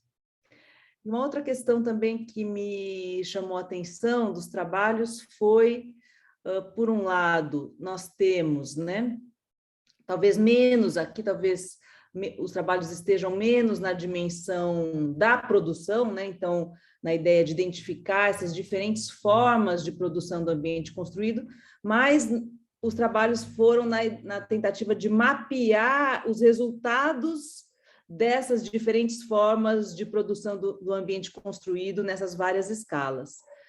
Mas o que eu acho importante enquanto pesquisa, né, aqui na área de arquitetura e urbanismo, é justamente a gente poder entender essas imbricações entre formas de produção do ambiente construído, formas de reprodução social ou modos de vida, né, ou de consumo dessas populações, e os processos econômicos que permeiam, né, obviamente, todas essas formas de produção e de reprodução. Então, eu vejo como assim, uma mesa, um painel que reuniu, enfim, tem isso em comum, tratar dessas cidades pequenas, médias, mas também chegando até, né, nos povos tradicionais, quer dizer, essas diferentes configurações do que a gente poderia chamar do habitat humano, mas não só o habitat aqui, não para além da moradia, e a diversidade de abordagens, de método e de categorias. Enfim, eu abro a palavra, que eu não quero monopolizar muito, mas eu tenho questões também depois específicas para cada um dos trabalhos. Então, eu gostaria de abrir a palavra, a gente pode, para quem está presente, levantar a mão, não sei se tem que levantar a mão aqui, ou ir para o chat, ou abrir o microfone, nós estamos em poucos. Eu acho que pode abrir o microfone direto quem já quiser fazer uma pergunta geral ou específica para cada um dos apresentadores.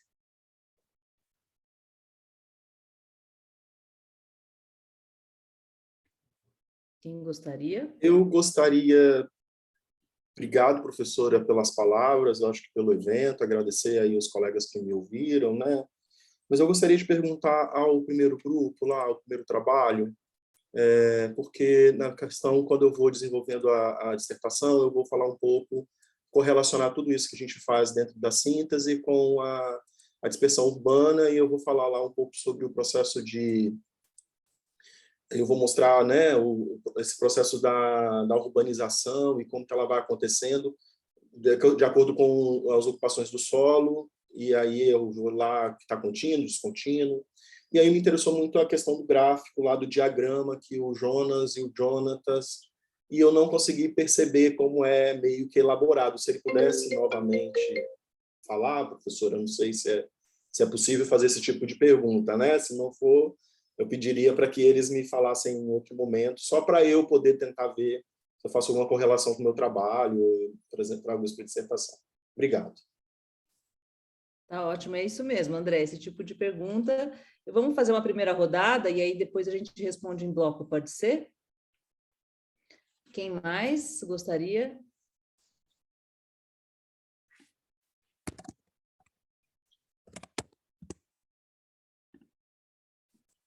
Não? Então eu vou colocar as minhas e aí quem sabe a gente, né, os demais se animam aí para uma segunda rodada de perguntas. Então, além dessa questão do André, né, para o Jaime e para o Jonatas, eu tenho também para vocês uma questão que me despertou quando eu vi a apresentação de vocês, é a ideia da fragmentação, o conceito de fragmentação socioespacial, porque eu vejo que a gente pode tratá-lo em duas escalas, né? Principalmente o trabalho que vocês trouxeram da Carminha Espósito, ela está principalmente olhando o que eu chamaria, posso incorrer aqui algum exagero, mas ela se concentra mais na fragmentação socioespacial do que eu vou chamar do intraurbano, né, dessas relações dentro como vocês chamaram, do núcleo principal aí dessa rede urbanizada. E vocês trazem uma problematização da fragmentação que seria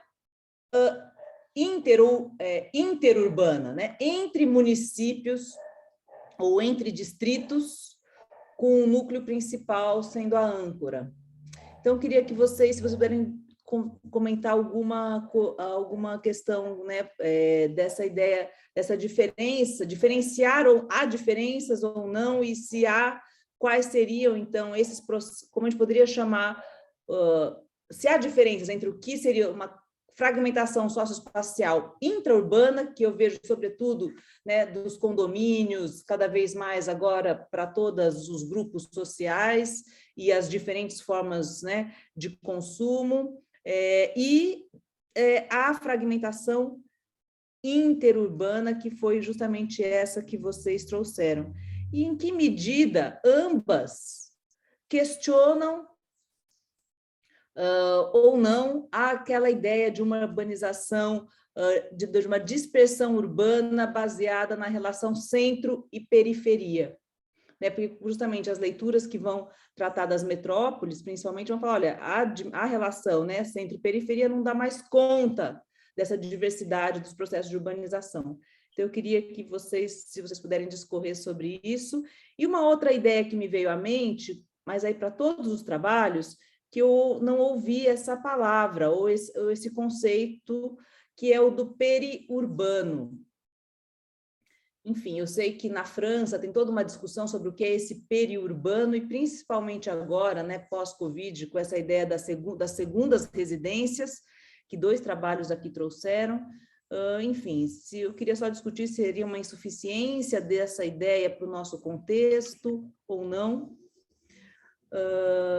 Então, seriam essas 2 perguntas, né? A ideia de fragmentação interurbana e interurbana e a pertinência ou não da ideia do periurbano.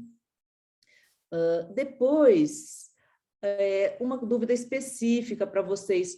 Quando vocês falaram que a maioria, uma grande parte desses fragmentos externos se caracterizavam como informais, vocês colocaram as chácaras. E é isso mesmo, são loteamentos de chácara, ou, né, informais. Não seriam os assentamentos informais que a gente poderia caracterizar como favelas. Enfim, se de fato seriam e se são essas chácaras, então entrariam também como segunda residência, só que não formalizado em loteamentos regulares, e sim em irregulares. Para Cecília, eu entendi, né, a grande parte aqui do artigo que você trouxe é uma revisão, né, bibliográfica, e depois você dá ênfase para o caso dos faxinais. E aí eu queria entender um pouco mais a sua crítica aos estudos urbanos, quando você fala que trata do rural como homogêneo. Porque eu vejo o seguinte, primeiro, eu queria que você explicitasse que tipo, quais são essas abordagens que tratam o rural como homogêneo, se elas de fato estão se dedicando à análise do rural, ou se não, elas estão se concentrando, se delimitando no que se considera urbano e não estão olhando para o rural. Mas daí, até aí, dizer que elas estão tratando como homogêneo se elas não olharam. Então, quer dizer, eu queria que você trouxesse à luz esses estudos que vão tratar o rural como homogêneo, se de fato é um objeto de estudo o rural, ou se não, eles estão olhando o urbano e deixando de lado o rural, e aí por isso que o rural é homogêneo. E eu acho muito importante, e eu acho que hoje a mesa mostra isso, essas diferentes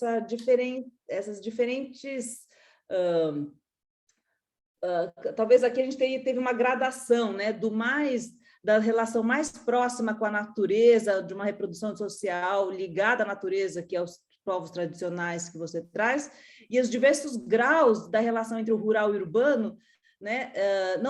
Não o rural entendido como agrário, mas o rural, o que não é urbano, por exemplo, considerado, né, nessa relação que o caso que a Olga e a Tams traz, quer dizer, essa relação entre o turismo, enfim, eu acho que a gente aqui nos trabalhos a gente teve esses diferentes graus aqui, de um mais tradicional ligado à natureza para o mais próximo de de uma urbanização vinculada a um setor forte, como é o caso da indústria da cana.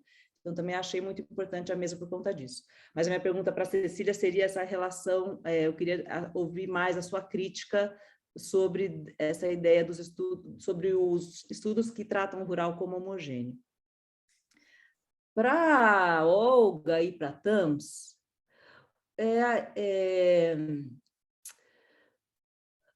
eu acho que é muito importante que vocês tragam isso, né, a dificuldade de acesso aos dados, quando a gente vai olhar esses municípios menores que não têm nem cadastro imobiliário. Enfim, então, uma primeira questão que aparece para a gente poder caracterizar esses territórios. Eu queria duas questões, na verdade. Por que vocês estão falando, primeiro você falou de dependência, mas aí depois falou, não, interdependência. Se você puder caracterizar melhor essa ideia de interdependência, seriam com esses serviços, tanto do turismo, quanto relacionado à oferta das universidades e também às feiras livres. E também uma outra questão que eu queria que vocês comentassem é o lugar de moradia dessas famílias. E, por fim, se vocês... E aí eu acho que é uma questão para vocês e também para o André. Se no trabalho eu senti falta de um cotejamento com outros estudos, né? E acho que hoje aqui a mesa foi feliz por isso, com os outros estudos que também estão olhando essas cidades que a gente poderia chamar aqui de pequenas e médias. Se vocês têm, né, para a gente procurar entender o que é, eu acho que gosto muito dessa ideia, enfim, da gente pensar o que é singular dessas regiões, o que é particular e o que seria universal ou tendências comuns no que a gente está chamando aqui de cidades pequenas e médias. Se vocês chegaram a consultar outros estudos que também analisaram essa rede urbana de cidades pequenas e médias. Hoje aqui a gente teve exemplos de vários estados, né? Espírito Santo, Rio Grande do Norte e São Paulo. Então, para o André também seria essa pergunta. E eu tenho duas aí perguntas de leiga sobre esse assunto mais específico, né, da sua leitura, dessa sintaxe espacial. Eu não entendi. Eu queria saber o que é ortofoto, desculpa a ignorância, mas só para deixar claro aqui. E eu não entendi também, quando você falou da compacidade, você falou em números de linhas. E aí eu queria saber quais linhas. É o quê? Número de linhas do perímetro das quadras, das linhas das ruas. Eu entendi que a sua abordagem foi bem centrada no rodoviário, ou é só do rodoviário, enfim. E uma outra dúvida é se você considerou variáveis sobre, por exemplo, densidade construtiva ou gabarito, relacionados, então, à morfologia urbana. Era isso. Muito obrigada. Acho que a gente podia, não sei se mais alguém tem alguma pergunta para a primeira rodada. Senão a gente encerra a primeira rodada e eu passo a palavra na... você tem, Jonatas? Desculpa. Eu queria mais comentar, Lúcia, porque eu acho que como você colocou, né, de fato os trabalhos tentam analisar, o que eu entendi dos trabalhos aqui, eles tentam analisar o que está acontecendo no território, né, sem tentar entender processos, mas constatar, na verdade, a situação existente. Processos, às vezes, sociais, sim, né, mas não para tentar explicar a forma que a gente está vendo, né? O que tá se vendo ali sobre o território. Né? Então, acho que essa tua análise, acho que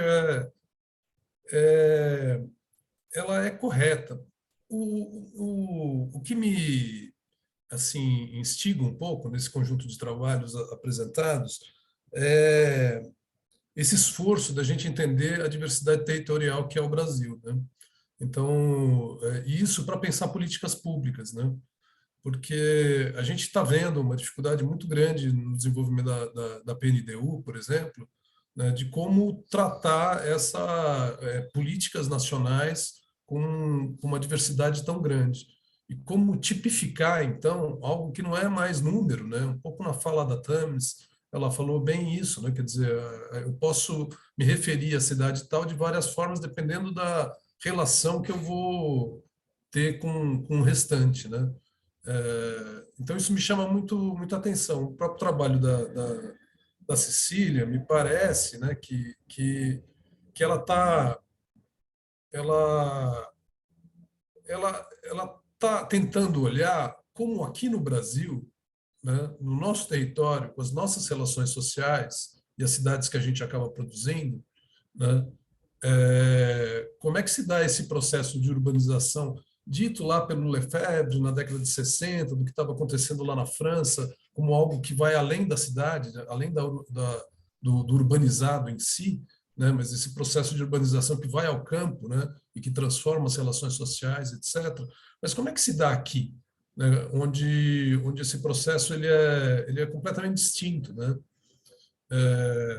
Eu vou deixar o Jaime responder as perguntas específicas do trabalho, né? Porque, inclusive, assim, eu sou um orientador privilegiado nesse processo, que o Jaime tem uma autonomia muito grande nesse processo de reflexão, e a gente tem tentado fazer isso, né? A gente bebe um pouco muito na linha da morfologia, que mais do que ler a forma em si, tenta compreender a forma para entender os fenômenos que estão por trás dessa forma, né? E o que o Jaime traz até agora é, na verdade, um mapeamento. Então, de fato, é isso mesmo que se trouxe, né?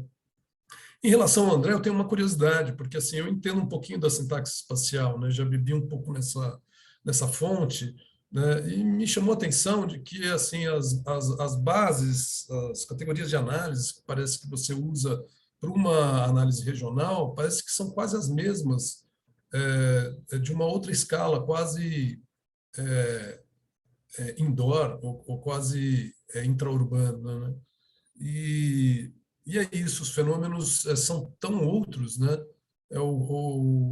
Quais são os limites, né, que a gente está conseguindo enxergar? Eu digo isso porque, assim, fazendo um trabalho recentemente lá em Cuiabá, a gente vinha mapeando o que vinha acontecendo, né, no território nos últimos 10 anos. E, de repente, a gente resolveu olhar um pouquinho para o que estava planejado e a gente não estava vendo, que é o que está aprovado na prefeitura. E mudou tanto a análise, né, dos processos, né? Então, até que ponto que a sintaxe ela consegue responder nessa escala, entendeu? É uma dúvida que eu tenho mesmo. Obrigada, Jonatas. Não, eu concordo com você. Os trabalhos aqui, eles trouxeram as configurações socioespaciais, os resultados desses processos, e acho que o esforço é justamente a gente entender né, essas diferenças, né, dessa tipologia, mas, ao mesmo tempo, não podemos diversificar tanto a ponto de não poder agrupar para poder fazer políticas públicas, por exemplo. Acho super importante isso que você comentou. Se ninguém mais tiver perguntas, eu passo a palavra aos apresentadores na ordem da apresentação, tudo bem? A gente tem mais 23 minutos aqui, acho que tem um tempo bem, mais ou menos uns 5 minutos para cada um de vocês. Obrigada. Então, obrigado aqui pelas observações, pelos comentários. Primeiramente, tentando responder a pergunta do André, como é que a gente fez aqueles diagramas, né? A gente identificou cada fragmento urbano dentro do território municipal, né? Transformamos todos em círculos, né? Para melhor poder comparar as áreas e melhor poder comparar as cidades entre si. Então, a gente plotou proporcionalmente, né? A mancha urbana principal é aquele círculo central. E aí, pelo Google Maps, né? A gente colocou as distâncias, que são as distâncias rodoviárias, não são as distâncias em linha reta, né? de cada um daqueles núcleos com as suas escalas, né? E a gente simplificou um pouco isso, porque muitas vezes o caminho é um caminho cheio de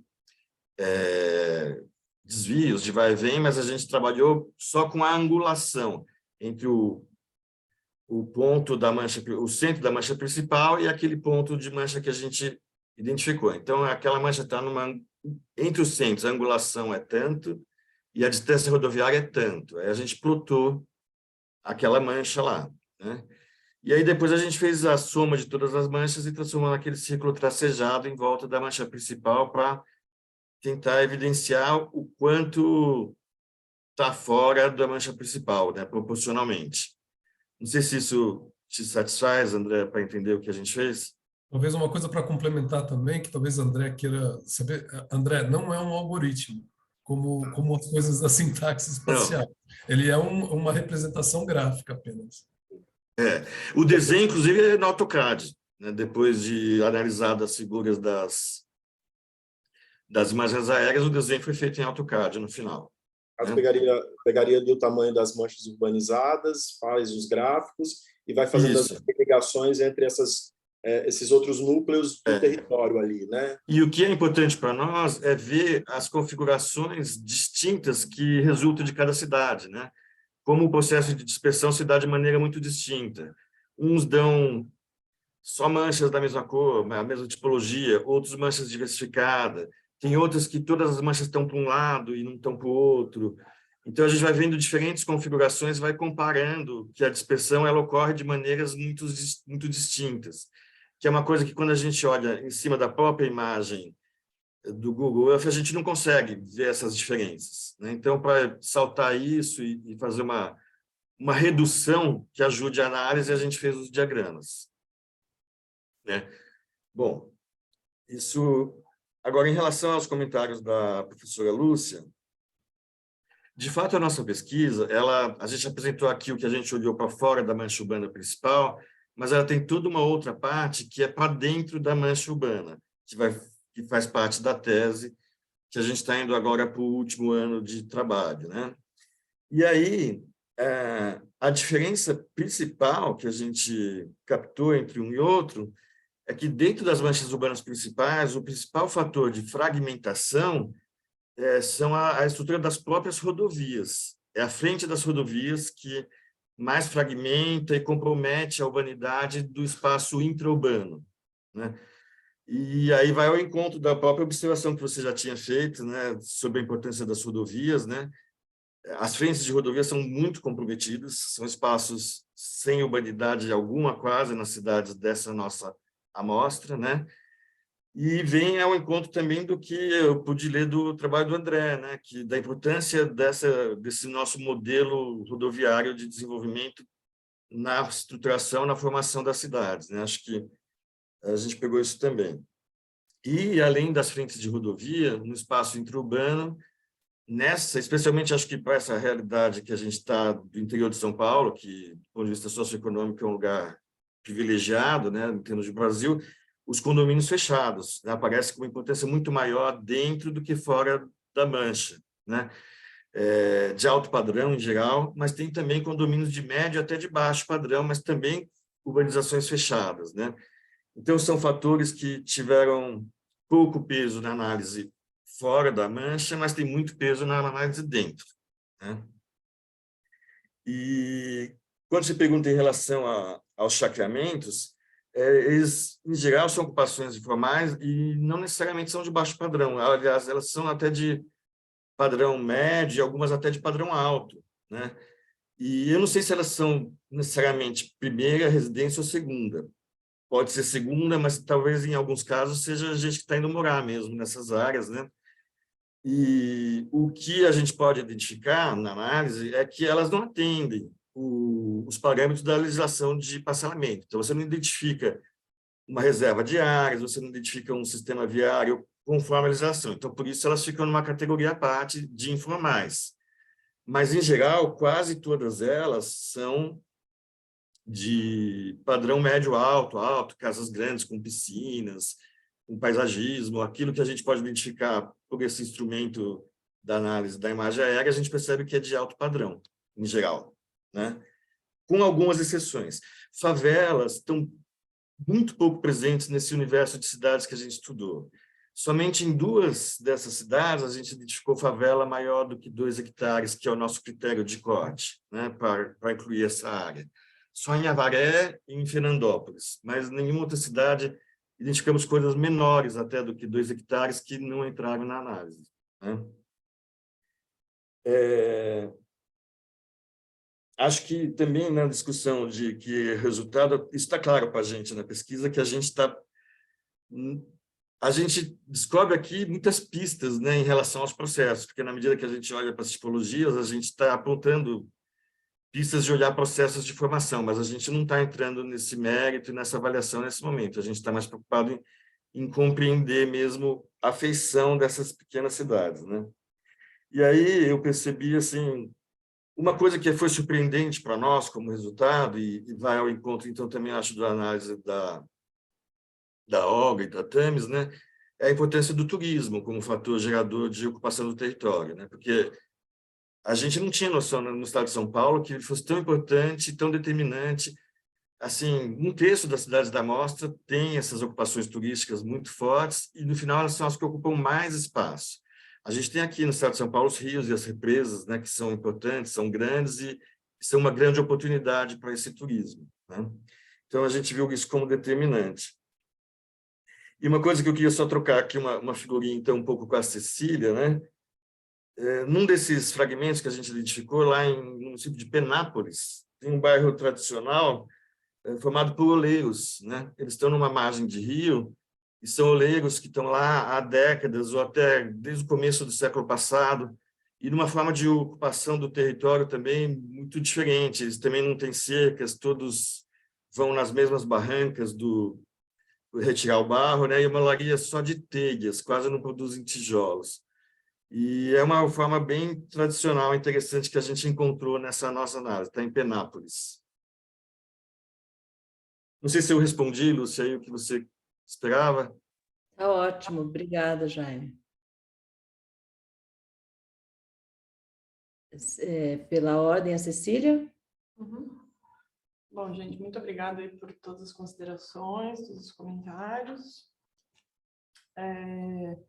Só esclarecer que eu venho da habitação, né? Meu mestrado foi na área da habitação e eu ampliando a escala nas minhas análises sobre o meio rural, que eu tenho percebido a importância desse diálogo com os estudos urbanos, propriamente ditos, para poder justamente afinar essas pontes, né? Então, é novo para mim e muito instigante essa troca, né? Porque eu percebo a importância, de fato, de dialogar nessa escala com essas abordagens, é muito legal.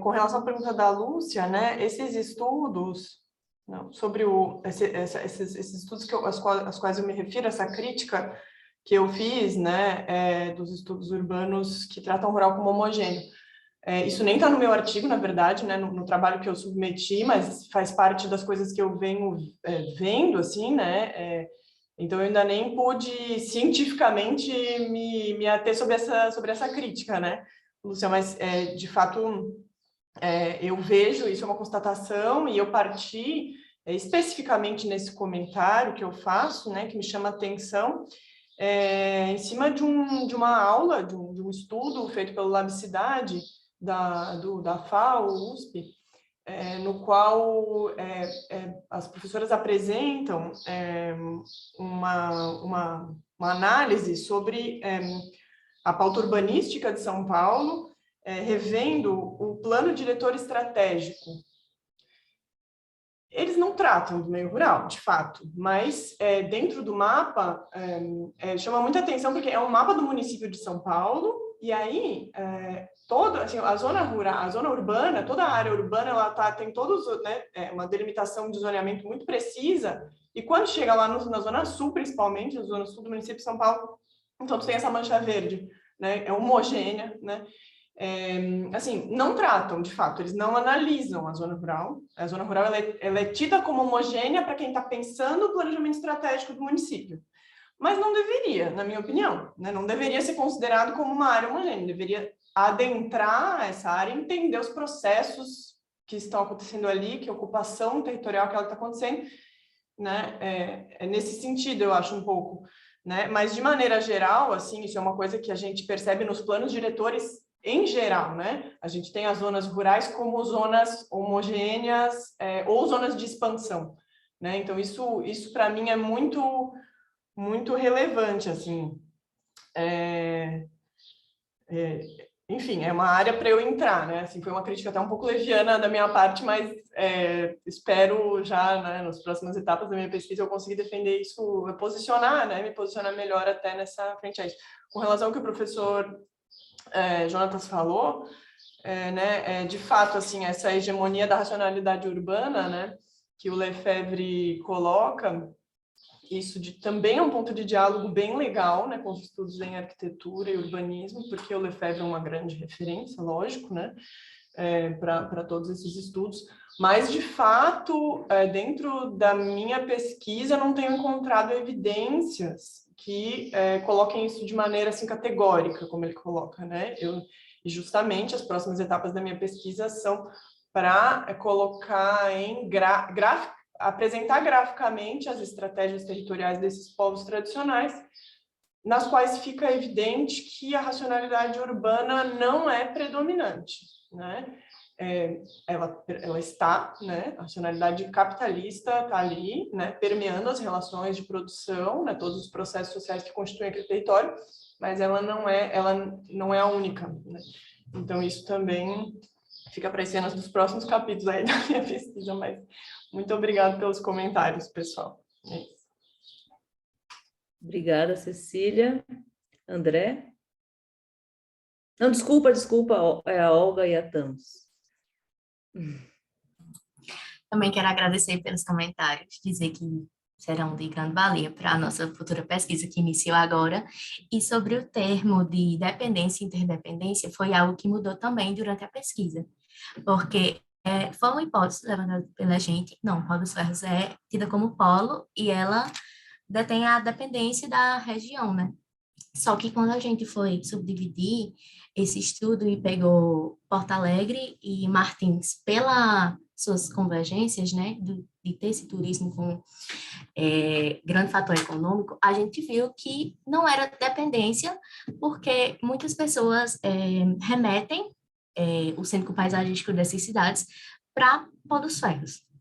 Então, é algo bem atrelado, sabe? Então, isso também interfere muito na forma que elas desempenham no decorrer da rede, que já vem a questão da moradia, que, no exemplo de Pau dos Ferros, o centro, o IF, o Instituto Federal, fica em um polo da cidade e a nossa faculdade já fica em outro. Então, o público é totalmente flutuante pelo número de alunos que não residem na cidade de Pau dos Ferros e vêm tanto todos os dias quanto vem residir, né, no período letivo. Então, a moradia em Pau dos Ferros, ela é de localidade estratégica, quando não próximo da instituição de ensino, ela é localizada no centro, porque muitos alunos, eles só fazem essa mobilidade por meio de transporte público cedido pela faculdade, e não há, Pau dos Ferros ainda não há esse seletivo de transportes. Então, isso é totalmente estratégico. As moradias, elas são verticalizadas. Não tem... Isso entra muito na prescrição urbanística, porque a gente tem exemplos muito ruins em questão do planejamento mesmo. Não são moradias que têm esse pensamento de ter uma área livre, de ter um espaço verde, porque por mais que a cidade não tenha a sua densidade totalmente ocupada, ela já apresenta essa ausência de moradia, sabe? E na questão de Porto Alegre e Martins, a gente vê muito a forma da urbanização que o turismo prevalece, porque as habitações realmente elas ficam do lado contrário da paisagem, já que os mirantes, os hotéis, eles sempre são construídos de forma que prevaleça a vista, né? Que é o grande potencial.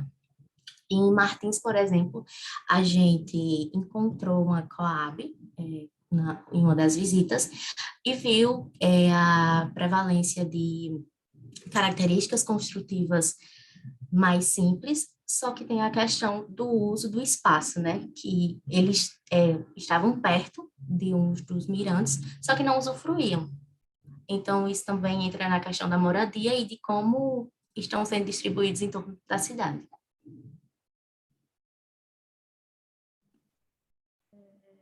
Voltando aqui, só complementando a fala de Olga, eu acho que... Está muito baixinho, estamos. Só subir aqui. Isso, melhor. Agora melhorou? Sim. Pronto. Só complementando a fala sobre as questões que Lúcia abordou, a dificuldade dos dados é nossa maior limitação, certo? Porque, como eu tinha falado, muitos não têm cadastro. Dos 30, esses 11 foram os primeiros esses 11 municípios foram os primeiros adotados por ter algum mapa cartográfico, mas isso mesmo desatualizado.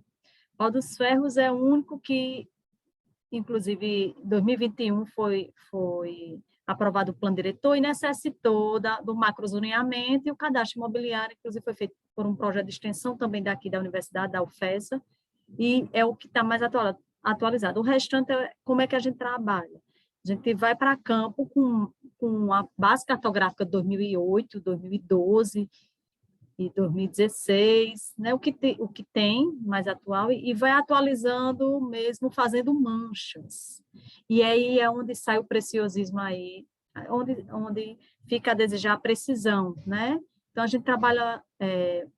a gente ainda está em fase inicial, né? A gente trabalha muito com mancha exatamente por esse déficit que existe sobre a cartografia. Isso é uma limitação, né? Quando a gente trabalha os dados espaciais, isso torna-se uma limitação bem significante, né? E aí vem a questão do que foi perguntado, professora Lúcia, o que é singular e o que é universal perante todas as redes de cidades, né? Então, essa é uma grande questão e um desafio da gente para descobrir, porque quando a gente vai para campo, a singularidade ela existe, em especial Martins e Porto Alegre, por comportar uma paisagem serrana no meio do semiárido, né? Em termos de paisagem urbana, tem essa singularidade, a paisagem ela prevalece com essa singularidade. Quando a gente analisa mais espacialmente, a rede, ela é uma característica genérica que pode ser aplicada em qualquer rede de cidade. Então, quando a gente está no intraurbana, resumindo, quando a gente está em escala intraurbana, a singularidade ela acontece em termos de paisagem cênico-paisagística voltada para o ecoturismo, toda essa parte que é muito singular daqui, no meio do semiárido.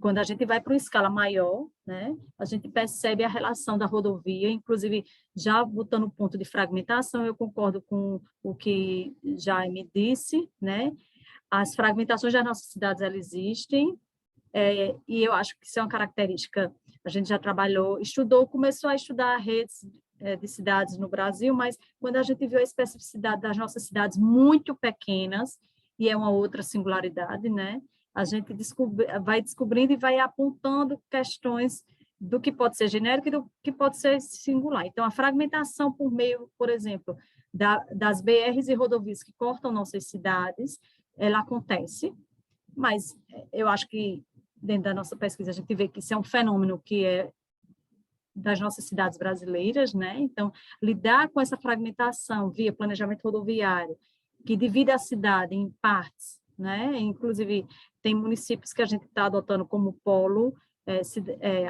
denominando como cidades lineares, que a BR, como é o caso de Pau dos Ferros, a BR-405 corta toda a cidade, de alguns municípios da rede. Então, isso é uma questão mais universal, mais genérica, mas acontece nas nossas redes.